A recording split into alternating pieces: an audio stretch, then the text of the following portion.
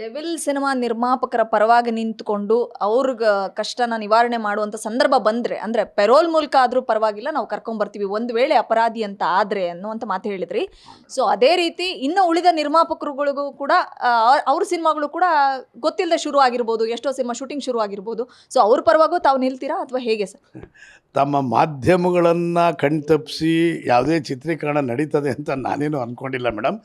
As it is set ಇರತಕ್ಕಂಥದ್ದು ತಮ್ಮ ಮಾಧ್ಯಮಗಳ ಮೂಲಕ ಮತ್ತು ನಮ್ಮ ಚಿತ್ರರಂಗದ ಗಣ್ಯರ ಮೂಲಕ ಮತ್ತು ತಾಂತ್ರಿಕ ವರ್ಗದವರು ಎಲ್ಲರ ಮೂಲಕ ಗೊತ್ತಾಗಿರೋದು ಡೆವಿಲ್ಗೆ ಒಂದೇ. ಸೊ ಈಗ ಅಕಸ್ಮಾತ್ ಡೆವಿಲ್ಗೆ ಯಾವ ರೀತಿಯಾದಂಥ ಒಂದು ವಾತಾವರಣ ಸೃಷ್ಟಿಯಾಗುತ್ತೆ, ಯಾವ ರೀತಿಯಾದಂಥ ಒಂದು ಆದೇಶಗಳು ಹೊರಡ್ತವೆ ಅನ್ನೋದ್ರ ಮೇಲೆ ಮುಂದಿನ ಚಿತ್ರಗಳದ್ದು ಕೂಡ ಡಿಪೆಂಡ್ ಆಗಿದೆ.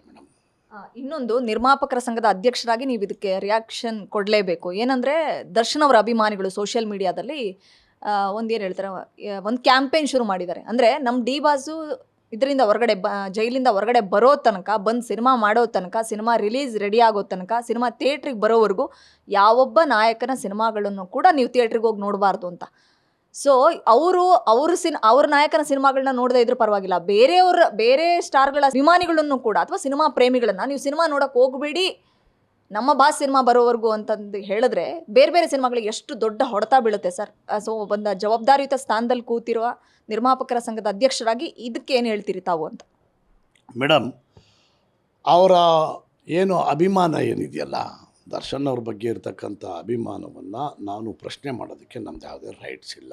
ಆದರೆ ಅವರು ಬೇರೆ ನಾಯಕ ನಟರ ಚಿತ್ರಗಳನ್ನು ನೋಡಬಾರ್ದು ಅಂತ ಹೇಳೋದಕ್ಕೆ ಅವ್ರು ಯಾರು ಮೇಡಮ್? ಬೇರೆ ನೋಡಬಾರ್ದು ಅಂತ ಹೇಳೋದಕ್ಕೆ ಅವ್ರಿಗೆ ಪವರ್ಸ್ ಇಲ್ಲ. ಅವರು ಅಂಥವನ್ನೆಲ್ಲ ಮಾಡಬಾರ್ದು. ಪ್ರಾಯಶಃ ಅವರು ಇದನ್ನು ಅರ್ಥಕೊಂಡು ಇಂಥ ಒಂದು ಹೇಳಿಕೆಗಳನ್ನು ಕೊಡಮಾಡದೆ ಹೋದರೆ ಮುಂದಿನ ದಿನಗಳಲ್ಲಿ ಅವರು ಸುಮ್ಮನಿದ್ದಷ್ಟು ಕೂಡ ದರ್ಶನ್ ಅವರಿಗೆ ಪ್ಲಸ್ ಆಗುತ್ತೆ. ಇವರು ಈ ರೀತಿಯಾದಂಥ ಹೇಳಿಕೆಗಳನ್ನು ಕೊಡೋದಾಗಲಿ, ಪ್ರತಿಭಟನೆಗಳನ್ನ ಮಾಡೋದಾಗಲಿ, ಅಥವಾ ಯಾವುದನ್ನ ಚಿತ್ರಗಳು ಬಿಡುಗಡೆ ಸಂದರ್ಭದಲ್ಲಿ ತೊಂದರೆ ಮಾಡೋದಾಗಲಿ, ಇಂಥವನ್ನೆಲ್ಲ ಮಾಡಿದಷ್ಟು ಇವರ ಅಭಿಮಾನ ದರ್ಶನ್ ಅವರಿಗೆ ಕಂಟಕವಾಗುತ್ತೆ. ಸೊ ಅದು ಅಭಿಮಾನ ಆಗಲ್ಲ, ಆವಾಗ ದುರಾಭಿಮಾನ ಆಗುತ್ತೆ, ಅವ್ರಿಗೂ ಕೂಡ ಕಂಟಕವಾಗುತ್ತೆ ಅನ್ನೋವಂಥ ಸಣ್ಣ ವಿಚಾರವನ್ನು ಪ್ರತಿಯೊಂದು ಅಭಿಮಾನಿಗಳು ಕೂಡ ತಲೆಯಲ್ಲಿ ಇಟ್ಕೋಬೇಕು ಮೇಡಮ್. ಯಾಕಂದರೆ ಕೋರ್ಟು ಕೂಡ ಈಗ ತುಂಬ ಸೂಕ್ಷ್ಮಗತಿಯಾಗಿ ಅವಲೋಕನ ಮಾಡ್ತಾಯಿದೆ. ಮೊನ್ನೆ ಪೊಲೀಸ್ ಕಮಿಷನರ್ ಅವರು ಮತ್ತು ಐ ಜಿ ಅವ್ರದ್ದು ಒಂದು ಹೇಳಿಕೆ ಆಧಾರದ ಮೇಲೆ ಯಾರೇ ಸೋಷಿಯಲ್ ಮೀಡಿಯಾಗಳಲ್ಲಿ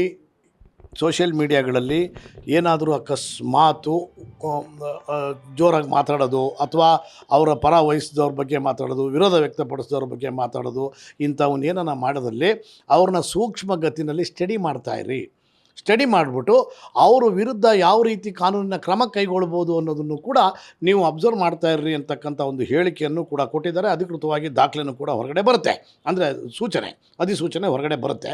ಸೊ ಅದು ಬರೋದಕ್ಕಿಂತ ಮುಂಚೆ, ಅಂದರೆ ಈ ಥರದ ಒಂದು ಉದ್ವೇಗದ ವಾತಾವರಣಗಳನ್ನು ಸೃಷ್ಟಿ ಮಾಡೋದ್ರ ಬದಲು ನೀವು ತಟಸ್ಥವಾಗಿದ್ದು ಬೇಕಾದ್ರೆ ನೀವು ಮೌನಾಚರಣೆ ಮಾಡಿ, ಪ್ರತಿಭಟಿಸಿ, ಯಾವ ಥರ ಮೌನವಾಗಿ.